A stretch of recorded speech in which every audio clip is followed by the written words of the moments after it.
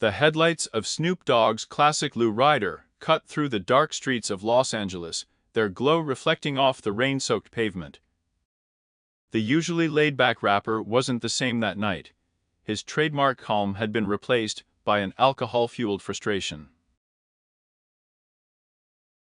The heavy bass music coming from their horns drowned out the muffled sounds of the city, and as the car swerved slightly, it was clear that this was not going to end well.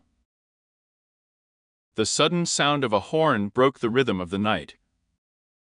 Snoop's car had invaded the next lane, cutting off a sleek black sedan. The driver honked his horn loudly, and, moments later, both found themselves stopped at a red light. The driver of the sedan, an elegantly dressed man who looked like he belonged in a corporate boardroom, got out of his car, his face a mask of fury. He walked over to Snoop's window and tapped the glass with the palm of his hand. "You're crazy, you almost ran me off the road," he shouted, his voice cutting through the music. Snook rolled down the window slowly, his sunglasses hiding his reddened eyes. "Relax, man. It's not that serious," he said, his tone a mixture of annoyance and tiredness. The man was not willing to accept that. "You're drunk, you could have killed someone," he snapped. "Do you realize what you are doing?" When the traffic light turned green, the cars behind them began to honk impatiently, but neither Snoop nor the man moved. The tension between them was electric, attracting the attention of passers-by. The phones started coming out, their owners eager to capture what was quickly becoming a public spectacle. "Listen, buddy," Snoop said, his voice now tinged with a dangerous calm. "You don't want to do this here." But the man's anger was not to be extinguished so easily. "To do that, to hold yourself accountable. Do you think that just because you are famous, you can put lives in danger and get away with it?" The confrontation was spiraling out of control, and the small crowd that had gathered watched holding their breath. This wasn't just a minor traffic altercation anymore, it was about to turn into something much bigger. "Do you think you can drive like that? You're going to kill someone," he shouted, his anger boiling over. Snoop, leaning back in his seat, rolled down the window just enough for his voice to be heard. "I'm telling you, it's not that serious, man. Relax."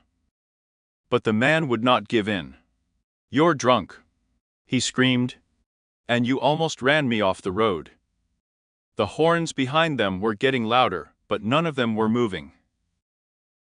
The growing uproar caught the attention of passers-by, with their phones raised to record the scene. Snoop, realizing that the situation was getting out of control, sighed and opened the car door. The crowd murmured as he walked out. "Look, I'm not going to argue in the middle of the street," Snoop said calmly, throwing up his hands. "Let's stop somewhere else and figure this out." The man hesitated, but finally nodded, and the two drove a few blocks to an empty parking lot. By then, a small group of curious onlookers had followed them, eager to see how it would all unfold. Under the harsh glare of the street lights in the empty parking lot, the tension between Snoop Dogg and the furious driver seemed to increase.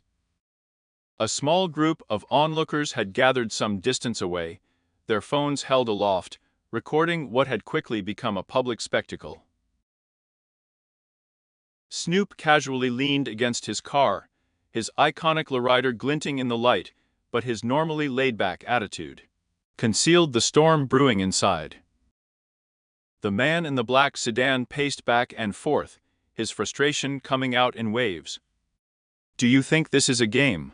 he snapped, pointing accusingly at Snoop. "You're lucky it was me you almost hit and not someone else. What would have happened if it had been a family in that lane, or a kid on a bike?" Snoop exhaled slowly, his gaze fixed on the man, but he didn't interrupt him. He let the man vent his fury. "I hear you, man," he finally said, his voice low but firm. "You're right. I was wrong." But the man wasn't ready to let it go. "You were wrong.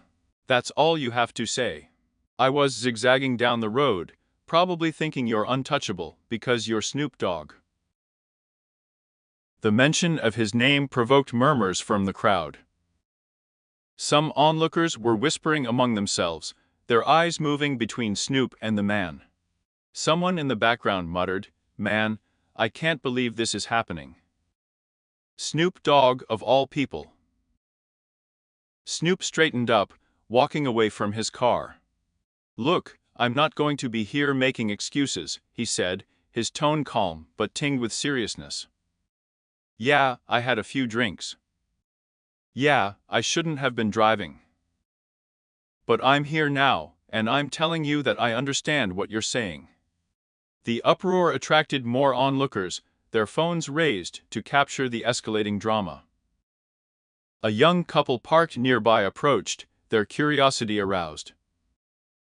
"What's going on?" the woman asked, as her boyfriend shrugged and started recording with his phone. "Snoop," he whispered to someone in the crowd. "He got into a fight with a guy about how he was driving. The guy is furious." The murmurs grew louder, and the pressure in the air became almost suffocating. Snoop could feel the weight of every look on him. It was no longer just about a mistake, but about how he would handle it in front of an audience. The man in the black sedan crossed his arms, his expression still hard. "Words are not enough," he said, his voice cutting through the whispers. "You have to show that you are taking it seriously." For a brief moment, a frustration crossed Snoop's face. She had already admitted her guilt, she had already endured the man's screams, but now she felt that nothing she said would be enough. The gaze of the crowd only added more pressure, with their phones reminding him that every word, every move, was being documented. But instead of losing his cool, Snoop took a deep breath. "You're right," he said again, in a steady voice. "Words are not enough. I can't change what happened tonight, but I can do something to make sure it doesn't happen again." The man raised an eyebrow, skeptical. "What is that supposed to mean?" Snoop turned to the crowd, his calm exterior now replaced by a quiet determination. "All of you are recording this," he said, pointing to the spectators. "Make sure to post it. Make sure everyone sees it, because I want them to know I'm assuming what I did." The crowd fell silent, the weight of Snoop's words sitting on them. He continued, his voice loud enough to be heard throughout the parking lot. "I made a mistake tonight. I shouldn't have been driving, and I put people in danger. That's my fault, and I'll take whatever comes. But I'm going to do more than just apologize. I'm going to make sure something good comes out of this." The man in the black sedan blinked, his anger giving way to curiosity. "What are you talking about?" he asked, now with a softer tone. Snoop looked him in the eye. "You'll see. But first, I need you to know that I'm listening to you. And I'm gonna fix this." A spectator, a middle-aged woman with her phone in her hand, spoke from the crowd. "At least he's taking responsibility," she said, her voice loud enough to be heard. "That's more than most would do." Another voice intervened, this one more critical. "Yes, but is he really going to fulfill it, or is it just to look good?" Snoop heard the comment but did not react. Instead, he turned to the man who had confronted him. "I know you don't trust me now, and that's only fair. But I'm asking you to watch what I do next. Actions speak louder than words, don't they?" The man hesitated, his frustration clearly struggling with a growing sense of respect. "It's okay," he finally said. "I'll give you a chance to prove it." With the tension slowly dissipating, the crowd began to disperse, their phones still recording as they walked away. Snoop and the man were silent for a moment, the weight of the encounter still hanging between them. "I thank you for not taking this any further," Snoop said quietly, holding out his hand. "I'm gonna fix it." The man looked at him for a long moment before shaking his hand. "Don't make me regret it," he said, his voice firm but not hostile. Snoop nodded, feeling the gravity of the situation to sit on it. He watched the man get back in his car and drive away, leaving Snoop alone in the parking lot, with the streetlights casting long shadows on the pavement. The tension of the confrontation in the parking lot hadn't gone away. In fact, it had only intensified as the crowd stood nearby, their phones still up and recording. The spotlight was on Snoop Dogg now, and he knew there was no way he was leaving without showing everyone what accountability really meant. Snoop leaned close to his car, his hands resting on the roof as if trying to find stability. The crowd murmured around him, with whispers that oscillated between skepticism and curiosity. She turned to face them, her gaze steady, though there was a glint of vulnerability in her eyes. "Very well, all of you," Snoop began, his voice loud enough to be heard. "Everyone is here, watching how this happened. You've seen the mistake I made tonight. I shouldn't have been behind the wheel, and that's my fault. But I'm not going to leave as if nothing had happened." A young man at the front of the group spoke. "Yes, but what are you going to do about it?" he asked, his tone skeptical. "Words don't mean much." The question hung in the air, with murmurs of agreement from others adding weight to the statement. Snoop felt slowly, acknowledging the criticism. "He's right," he said. "Words are not enough. That's why I'm going to do something right now, right here." He pulled his phone out of his pocket and started moving quickly, while opening a live streaming app. The crowd let out a slight sigh, surprised to realize what he was about to do. "He's doing," someone whispered. Snoop hit the live stream button, and, within seconds, thousands of people were tuning in. The Snoop Dogg is live notification lit up screens all over the world.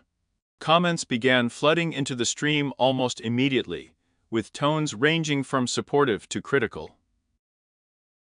"What's going on?" Snoop said to the camera, his voice firm but serious. "I'm Snoop Dogg, and I have something to say. I made a mistake tonight, a big one. I was driving when I shouldn't have, and I almost caused real damage. That's my fault." The comments were scrolling quickly, a mixture of respect for taking it on and "this is not enough, Snoop." Snoop didn't flinch as he continued, his gaze fixed on the screen. "I'm not going to make excuses," he said. "I know what's right, and I should have done better. But I want you to know something, I'm not just going to apologize and move on. I'm going to do something about it." The crowd in the parking lot watched in stunned silence as Snoop continued his live broadcast. "Tomorrow, I'm going to get in touch with some people in the community to start a program," he said.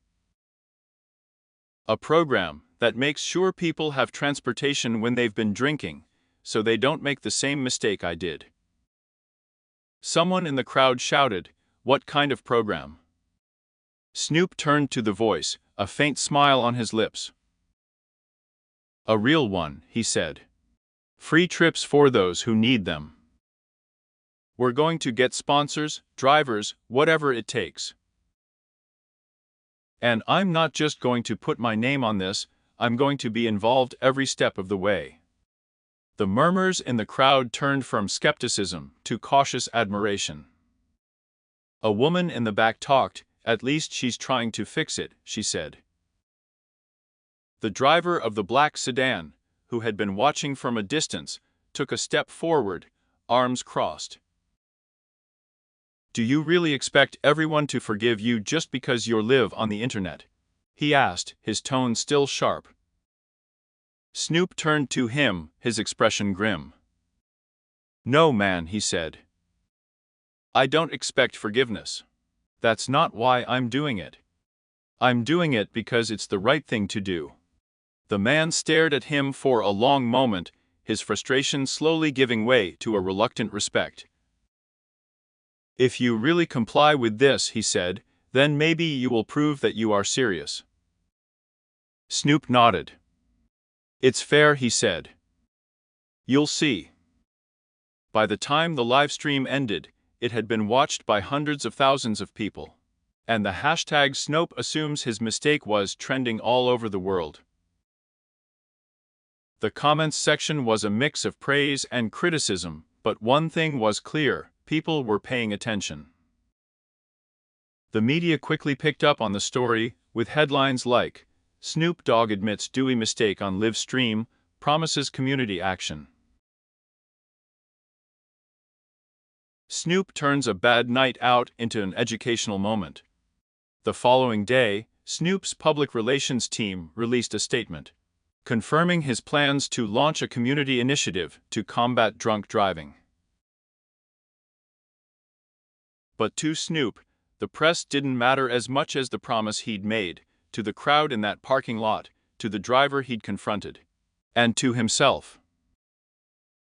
Later that night, as the parking lot emptied and the crowd dispersed, Snoop stood alone by his car, his mind filled with thoughts about what had just happened. For the first time in years, he felt a deep sense of responsibility, not because the cameras were on him, but because he knew he had the power to make a real difference. When he got back in his car, he promised to keep his word, no matter what it cost. This was not just about saving his reputation, it was about proving to the world, and also, that even in the face of mistakes, redemption is always possible. When the next morning arrived, the video of Snoop Dogg's live confession had already gone viral. Social media was ablaze with mixed reactions. Some praised him for taking on his mistake in real time, while others questioned whether his words would translate into real actions. But Snoop wasn't one to stand still and let the moment slip away. He had promised to fix things, and he was determined to do so. When the sun came up, Snoop was already on the phone. Her first call was to the director of a local community center, known for its work in promoting safe driving and alcohol awareness. The center had been struggling with funding issues for years, and Snoop knew this was the perfect place to start. "Hi, I'm Snoop," he said when the director answered, his voice filled with equal parts surprise and skepticism. "I need your help. I want to start something big, something that will keep people off the road when they've been drinking." The director, a straightforward woman named Maria, didn't mince words. "Snoop, we've received a lot of promises from big names before. What makes this different?" Snoop paused, his voice steady. "This is not just a stunt. I made a mistake, and I admit it. But I'm ready to put my money and my time where my mouth is. Let's build something real." Maria listened, her skepticism slowly melting into curiosity. "It's okay," he finally said. "Come to the community center today. Let's talk."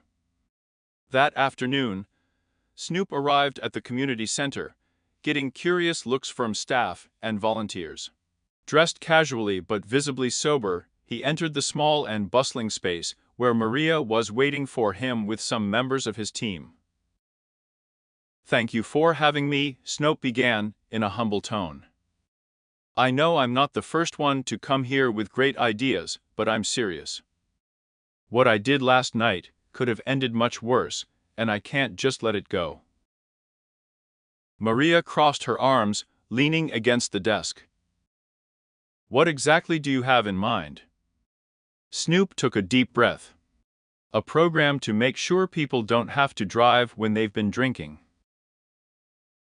Free 24/7 for anyone who needs them. I will cover the costs and work to get more sponsors. One of the volunteers, a young man named Jamal, raised his hand. How do we know that this is not just to save your image? He asked, in a cautious but direct voice. Snoop turned to him with a serious expression. You don't know, he admitted. But I'm here. I'm talking to you. And if you give me a chance, I'll show you that this isn't just about me. The meeting turned into a brainstorming session, with Maria and her team outlining the logistics of how such a program could work. They talked about partnering with local transportation services, recruiting volunteer drivers, and creating a 24/7 hotline, so anyone in the area could call and get a safe ride home. Snoop listened carefully, taking notes and asking questions. For the first time in a long time, he felt a purpose beyond his career.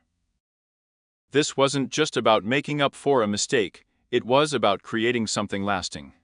As news of the meeting spread, more community leaders and organizations reached out to offer their support.